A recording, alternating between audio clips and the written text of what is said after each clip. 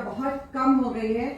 2020 में सभी लोग बहुत ज्यादा नेगेटिव विचारों में चले गए थे। क्या होगा, कैसे होगा, क्यों हुआ। Everything happens for our own good. जो भी होता है हमारे अच्छे के लिए होता है। अश्लीलता बहुत ज्यादा बढ़ गई थी। गुटखे, बीड़ी, सिगरेट, ड्रिंक्स बहुत ज्यादा हो गए थे। डिस्को, क्लब, पब, हब ये सब बहुत ज्यादा हो गए थे। इस सब को खत्म करने के लिए भगवान ने अपनी सृष्टि का चक्र फिर घुमाया और कहा कि सब अपने अपने घर में ओम भूर्भुवः स्वाहा, हनुमान चालीसा, सुंदरकांड, ओम नमः शिवाय, नवकार मंत्र, भगवत गीता, ये सब का उच्चारण फिर शुरू हो गया। और जो ग्रैंड पेरेंट्स जिनको बच्चे, पोते, पोती कभी समय नहीं देते थे, ये सब के साथ फिर से हमने समय हमको बिताने का मौका मिला। तो we should be very much thankful to Covid.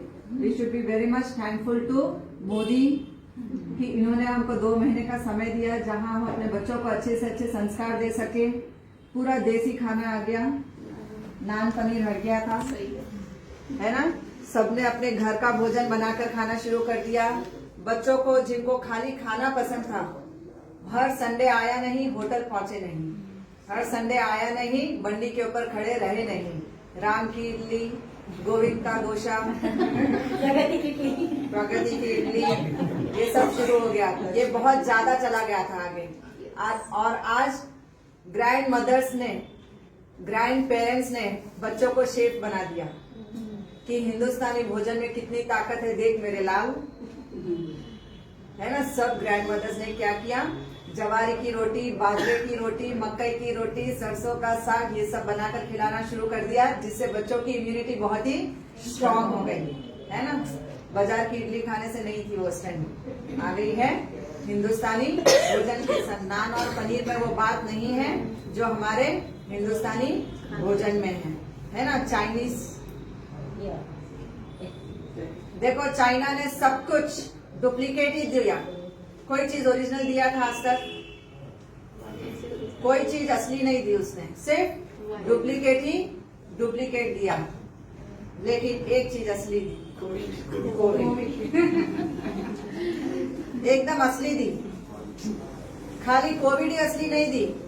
Covid के बाद स्मार्टफोन्स कहां से शुरुआत हुए? चाइना से।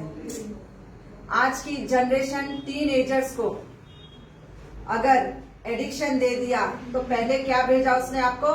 कोविड भेजा, और फिर सेल भेजा। सेल के अंदर आपको, सेल का मतलब क्या है? प्रिजन। आपको उस प्रिजन में इस तरह से बंद कर दिया आपकी दिमाग को कि आप उसके अलावा और कुछ सोच ही नहीं सकते हो। सेल आज के टीनएजर्स की जिंदगी बन गई है। बिना सेल के खाना नहीं निकलता मुंह से, बिना सेल फोन के खाना अंदर नहीं जा रहा है बच्चों को, है ना। Cell phone is an addiction for youngsters. ये नहीं चाहते हैं कि टीनएजर्स आगे जाके पिक्चर में काम करे, ना ये चाहते कि इंजीनियर्स बने, ना ये चाहते कि हमारे टीनएजर्स आगे जाके डॉक्टर बने। इसलिए पहले सी दिया, कोविड, उसके बाद दिया सेल। सी और सी जब मिल गया तो आप क्या बन गए? प्रिजनर बन गए। आप एक जेल के अंदर बैठ गए हो जिससे आप बाहर नहीं निकल पा रहे। आज की हमारी जनरेशन बाहर नहीं आना चाहती है ना। उनको खाते वक्त, पीते वक्त, सोते वक्त, उठते वक्त चारों समय क्या चाहिए? कोविड इसीलिए नहीं था, हमको 2 महीने का समय मिला था कि हम अपने बॉडी को स्ट्रांग एंड हेल्दी बनाएं। हमको 2 महीने का समय मिला था कि हम कुछ अपने जीवन में कुछ नया कर दिखाएं। उसकी जगह हमारे यंगस्टर्स, यंग जनरेशन सेल के अंदर घुस चुके हैं। Please make your children to come out of the cell. Make them to come out of the prison. It is really shame for the young generations who are entering the cell phone, who are addicted to the cell phone. Come out of all these things. Whoever are blood group O, please help the A, B and AB children to come out of this. O can come out very easily of this because O को कुछ life में achieve करना है, इसलिए वो cell में ज्यादा नहीं घुसता है। They hate cell phones. लेकिन A, B and A B को हमको इस सेल फोन से बाहर लाना है। It is really shame for those childrens who are not listening to their parents. It is really shame for those childrens who are entering the Instagram. It is really shame for those children जो Netflix के अंदर घुस चुके हैं. It is really shame for those children जो TikTok की दुनिया में घूम रहे हैं. ये सब अश्लीलता है. You have to come out of all these things. You have to come out of all these things. अगर कुछ अचीव करना चाहते हो तो सेल फोन को सबसे पहले फेंको एक साइड में. वर्कआउट करो. Become, if you want to become successful personality, if you want to achieve your goal, come out of your cell, come out of your cellar. The worst room in your house is the bedroom. The worst room is bedroom.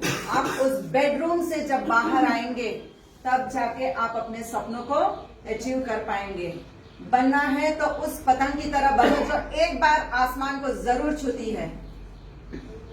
मनुष्य का जीवन भी एक कटी पतंग ही है. आज नहीं तो कल डस्टबिन में ही जाना है, लेकिन एक बार आसमान जरूर छूना. एक बार आसमान जरूर छूना. उस पतंग की तरह बनना, उस चील की तरह बनना जो कभी पंछियों के साथ नहीं उड़ती, जो कभी पंछियों के साथ नहीं उड़ती है. चील हमेशा आसमान में अकेली उड़ती है, कभी झुंड में नहीं चलती. कभी भी झुंड में नहीं चलती है, झुंड में नहीं उड़ती है. तोतों की तरह मत बनना. बनना है तो become an eagle. Become an eagle. You have to fly high. आंधी आए, तूफान आए, बारिश आए, चील नीचे नहीं आती और ऊपर जाती है. कबूतर, पंछी सब नीचे आ जाते हैं और पेड़ में सब जगह अपना अपना घोंसला ढूंढने लग जाते हैं. They try to find the comfort zone. Come out of that. Become an eagle of India. Become lion of India. Become pride of India.